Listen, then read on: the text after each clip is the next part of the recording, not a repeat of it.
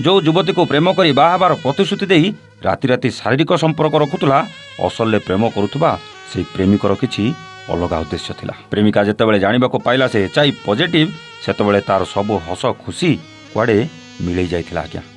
तार ए रोग विषय जानिबा परे निज पई जेतिकी चिंता करुनथुला निजटू अधिक भल पाउथुवा प्रेमिक कथा चिंता करि चलथिला। आउ प्रेमिक को एचआईवी टेस्ट करबाकू बारंबार अनुरोध भी करुथुला हेले प्रेमिक टेस्ट करबाकू सीधा सीधा मना कर देथिला। आउ कहिथिला मते जणाथिला मु एचआईवी पॉजिटिव थिली बोली। एकथा सुनी प्रेमिका आखिरु लुह आसी जाइथिला। ताकू जानिबाकू बाकी नथिला जे से जहाकू निज मन प्राण सबु देई भल पाउथुला सेई मनर मनिषटा जानि शुणी ता सह संपर्क रखी ताकू एचआईवी पॉजिटिव करैथिला। ए कहानी शुणिला परे आपण कहिबे प्रेम करुथुवा जणे प्रेमिक कोन एते हृदयहीन होई पारे। ए कहानी आपण को भाबियाकू बाध्य करिवो सतरे कोन कोडे प्रेमिक एते नृशंस आउ अमनिष पलटि पारे। प्रेम रे त्याग करिबाक पड़े, प्रेम रे बलिदान देबाक पड़े। प्रेम अमर, थरे प्रेम हेले से प्रेम को पाइबाकू केते परीक्षा देबाकू पड़े। आउ एठी प्रेमिक जानिशुणी प्रेमिका को एचआईवी पॉजिटिव करी जीवन नेबाकू प्रयास करुछि। एटा कोन प्रेम ना प्रेम को कलंकित करबाकू प्रयास करुथुवा जणे हृदयहीन प्रेमिकर गोटे घृण्य काम। थरे भाबिले से जाहाकू भरसा करी सब किछि समर्पी देइथिला से ही प्रकृत विलियान थिला। तथापि हार मान नथिला प्रेमिका ताकू बाहा हेबाकू जिद धरिथिला। किंतु दुखर विषय से हृदयहीन मनिषटा ताकू बाहा हेबाकू सीधा सीधा मना कर देइथिला। काहेकि जानिचंती से या भितरे आउ जणकू प्रेम करबा आरंभ कर देइथिला। आउ ता सह प्रेम संपर्क रखी ताकू भी एचआईवी पॉजिटिव करि सारथिला। एई युवक जनक गोटे परे गोटे महिला आउ युवती को प्रेम जाल रे फसई तांको सह शारीरिक संपर्क रखी एचआईवी पॉजिटिव भली मारात्मक भाइरस बांटी चलथिला।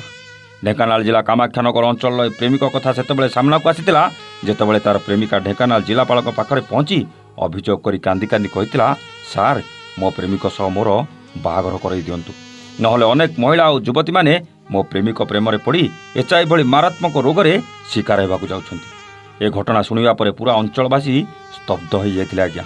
सतरे जणे प्रेमिक कोन एते निष्ठुर होई पारे जदि निजे एचआईवी भली एमिति भयंकर रोगरे पीड़ित आउ से जानिछि अन्य जनक सह शारीरिक संपर्क रखिबा द्वारा एई रोग व्यापिबो तथापि जानि शुणी एमिति करिवार माने कोन थिला। सेदिन जिलापाल ऑफिस रे पहुंची प्रेमिका जहा कहिथिला समस्ते आश्चर्य हो जाइथिले आज्ञा। प्रेमिका कहिथिला, सार मो प्रेमिक को एचआईवी पॉजिटिव आउ मु भी एचआईवी पॉजिटिव, दयाकरी आमको बाहा कर दियंतु।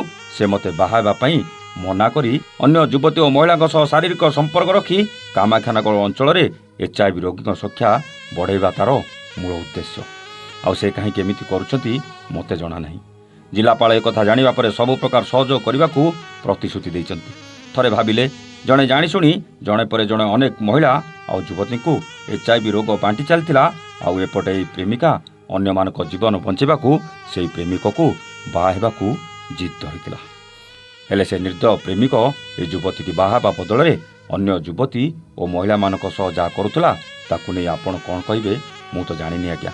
किंतु जदि अभियोग सत तेबे मु कहिबी से युवक जणे मनीष नुहे अमनीष, हृदयहीन आउ को नृशंसठू कम नुहे आज्ञा। अन्य मानक जीवन बंचेबाकू से युवक को तुरंत गिरफ करबाकू तार प्रेमिका दाबी करथुआ बेले एई बळी युवक को नै आपणक मत कोन निश्चय जणैबे। जदि ए प्रेमिकार अभियोग अनुसार से युवक एमिति करुथाए तेबे ताकू केमिति दंड मिलिबा दरकार कमेंट करी निश्चित जणैबे आज्ञा। रहुचु, नमस्ते, जय जगन्नाथ।